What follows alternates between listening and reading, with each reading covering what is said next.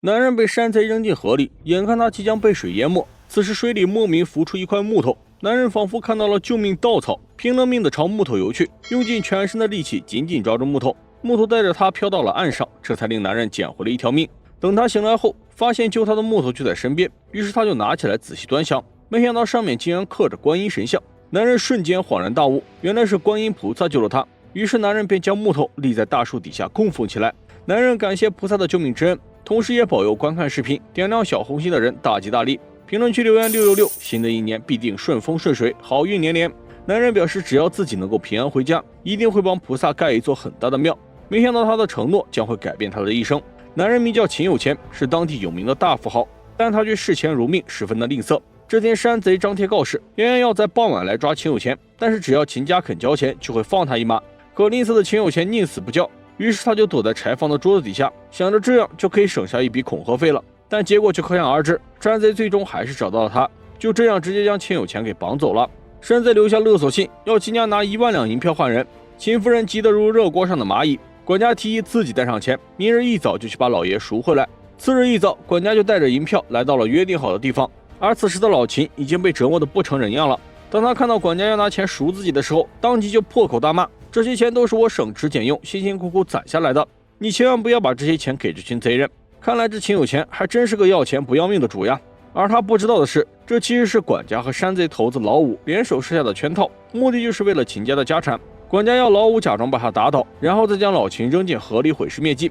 秦夫人的心里一直惴惴不安，她在家里为丈夫祈求，恳求观音菩萨能够保佑老秦平安归来。就在秦夫人向菩萨祈求之后，突然水面上浮出一根木头，然后缓缓地向秦有钱飘去。秦有钱抓住救命的木头，成功飘到了岸上。然后他发现木头上竟然刻着观音菩萨的模样，于是他心怀感激，将木头供奉了起来。为了报答菩萨的救命之恩，老秦承诺等他平安到家之后，一定会为菩萨建造一座很大的庙。然而经此一事，他吝啬的性格却丝毫没有改变。老秦回到家，看到一家子正在哭哭啼啼地为他烧纸钱，于是他立马上前指责，说这些钱不是用钱买的吗？你们可真是浪费。然后又指责管家竟然擅自做主去赎他，把那么多钱都送给了山贼，还说像他这种有福气有钱的人想死都死不了，不像那种贫贱的人说死就死了。很明显他这是在说管家。管家听后非常的憎恨，这20年来他为秦家可谓是当牛做马，可即便这样，秦有钱对他依旧非常刻薄，这令管家心生怨恨，所以才策划了山贼绑架的事件，目的就是为了夺去秦家的财产。可是没想到秦有钱竟然大难不死，以后他在秦家的日子可就更难过了。秦有钱虽然是个吝啬鬼，但他的夫人不仅贤惠，而且非常乐善好施。当她得知丈夫是为木头观音所救之后，就诚心的来到松树林，向木头观音表示感谢，顺便还请求观音菩萨能够保佑她能顺利怀孕生个男孩，也好为秦家延续香火。而令人没想到的是，秦夫人回去之后就怀孕了。秦有钱得知后喜出望外，夫人知道这一定是菩萨的保佑。秦夫人求水流观音而怀孕的消息也很快传遍了整个松竹村，许多求子心切的人都纷纷前来跪拜。这时的水流观音虽然只是个木头而已，但是每天的香火却是非常的旺盛。时间过得很快，秦夫人的肚子也是越来越大，眼看马上就要临盆了。这天她趁着丈夫算账的时候，跟他提起要改观音庙的事。毕竟当初的老秦也在观音的面前发了宏愿，如果没有兑现诺言是会遭报应的。而秦有钱却认为夫人太过迷信，盖庙那可不是小事，那可是要花很多钱的，自己的钱都是省吃俭用存下来的，怎么能说花就花呢？再说了，夫人能够怀孕，自己可以平安归来，这都是她自身的福气，怎么能够说是水流观音的功劳呢？自己的钱日后呢都是要留给宝贝儿子的。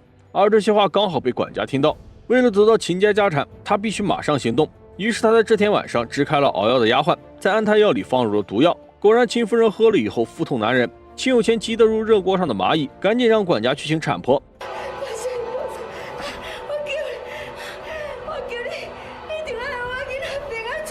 水流观音听到秦夫人的祈求，于是金光一闪，现身到了她的房间，然后将手放在她的肚子上。很快孩子就生了下来。秦夫人抱着孩子，连忙感谢面前的女子，问她叫什么，家住哪里。等到孩子满月的时候，她一定会登门道谢。菩萨说自己姓水，住在松竹林，但却不要秦夫人的答谢，表示你只要多做一些善事就好了。看来秦夫人并不知道眼前的女子正是观音菩萨。当秦夫人低头看着孩子的时候，菩萨却消失不见了。等到孩子满月这天，秦夫人就带着孩子来到松竹林，到处打听这里有没有一位姓水的姑娘。而当她看到水流观音时，瞬间就明白了一切，原来是菩萨保佑了她。晚上，秦有钱为儿子办满月酒，秦夫人就在这个特别的日子，再一次向丈夫提出盖观音庙的建议。可视钱如命的秦有钱无论如何就是不答应。转眼时间过去了20年，秦夫人还是一样的虔诚，每逢初一、15都会来到水流观音的面前上香。而她跟秦有钱的儿子宝贵，如今也已经长大成人了，可她却每天只知道玩。秦有钱对她也是非常的溺爱，这也导致了宝贵越来越无法无天。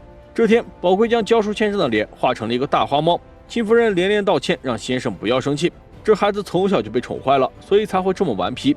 可秦有钱却非常的偏袒儿子，认为是教书先生的失职，表示如果不是你上课打瞌睡，你的脸又怎么会被画成这样呢？然后还直夸儿子画得漂亮。面对如此不讲理的父子，先生被气得直接离开了秦府。老秦还在为先生没收钱而高兴。秦夫人埋怨丈夫，这半年来宝贵已经气走了几十个教书先生了，这是最后一个，还是我求了半天人家才愿意来教书的，以后宝贵要是不识字，我跟你没完。而老秦却不以为然，只要有钱还怕请不到好老师吗？就算这里找不到，那我也可以到国外请。我老秦什么没有，就是有钱。正当夫妻俩因为宝贵的事情而吵架时，宝贵就趁这个时候偷偷溜出去玩了一上午，身上的钱都花光了，于是就去找父亲要钱。没想到老秦虽然宠溺儿子，但视钱如命的个性却是一点没改，对待儿子也是如此。宝贵只好又去找母亲要钱，没想到母亲不但不给他，还给他臭骂了一顿，气得宝贵大发雷霆。而这一幕刚好被管家看见，心里顿时就有了主意。他先是将宝贵哄骗出去，带着宝贵到自己开的钱庄借钱。宝贵没想到自己随随便便签个字就拿到了1000块的银票，接着管家又带他来到了自己开的赌场。他先是让人故意输2把，让宝贵尝到了甜头，而后又让他输得身无分文。傻乎乎的宝贵只好又签字借钱。宝贵只要没钱赌博，就在账本上签字借钱。就这样日子久了，光是宝贵签的账本就已经堆得像山一样了。而他却浑然不知，这一切都是管家一手策划的。管家又带他跑去了青楼，宝贵在这里认识了玉凤，每天都会向钱庄借500块交给他。宝贵天天半夜回家，让秦夫人担心不已。可秦有钱却毫不担心，认为自己的钱足够他儿子吃3代的了。然而看着儿子醉醺醺的回来，秦有钱还是非常的生气，更是把管家臭骂了一顿。这也令管家更加的憎恨。秦夫人认为宝贵的年纪也不小了，不如给他找个老婆，这样也好让他定定性，免得他整天在外面游荡。秦有钱也觉得在理，让儿子尽早结婚，给自己生个金孙，也好继承自己的财产。可当秦夫人去找媒婆的时候，媒婆却故意躲着他。一番追问后，才得知自己的儿子不仅在外面花天酒地，而且还迷上了赌博。现在都没有人愿意把女儿嫁到他们秦家了。秦夫人一开始还不相信，可当她跟着媒婆来到赌场后，果真在这里见到了儿子。而此时的宝贵却还要拉着母亲一起赌。秦夫人将他拉到外面，让他跪下。阿母，你唔定讲查某囝的脚头有黄金吗？免学袂开的啊！你跪了！没想到自己辛辛苦苦养大的儿子，竟然迷恋上了赌博。秦夫人真是恨铁不成钢。而看着伤心哭泣的母亲，秦宝贵却是一脸的无所谓。秦夫人对他这个宝贝儿子很是头疼，他不知道该如何处理，于是便来求水流观音，祈求观音菩萨给他指示。此时观音菩萨变成了一个算命老婆婆出现，说你儿子本来是富贵命，但是他的将来一定会变成乞丐命。如果你想帮儿子改运，那就要给他娶一个本来是乞丐命，以后会变成富贵命的女孩做老婆。秦夫人根据菩萨的指示，找到了一个正在卖身葬母的孝女。原来姑娘名字叫阿鸾，阿鸾和母亲本来是投奔亲戚的，可没想到亲戚早就搬走了，而母亲也因病去世了，自己没有钱安葬她，便只好卖身葬母。秦夫人就认为她一定就是算命婆婆口中那个拥有乞丐命的姑娘，于是就帮阿鸾好生安葬了母亲，并将她带回了家。那么秦宝贵成亲以后，性格会发生改变吗？秦有钱有没有兑现当初发下的宏愿？他的命运又会如何呢？点个关注不迷路，咱们下期视频揭晓。